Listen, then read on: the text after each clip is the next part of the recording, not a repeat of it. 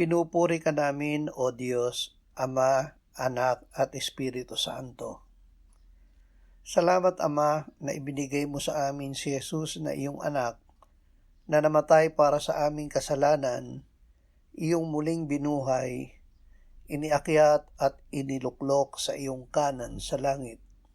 Salamat na ibinigay mo sa amin ang iyong banal na Espiritu, at sa pamamagitan niya ay ibinuhos mo ang iyong pag-ibig sa aming puso. Panginoong Hesus, sa pamamagitan ng iyong mga latay ay gumaling kami. Sa aming pagpapahayag ng iyong pangalan, magligtas ka ng mga makasalanan at magpagaling ka ng mga may karamdaman. Amen.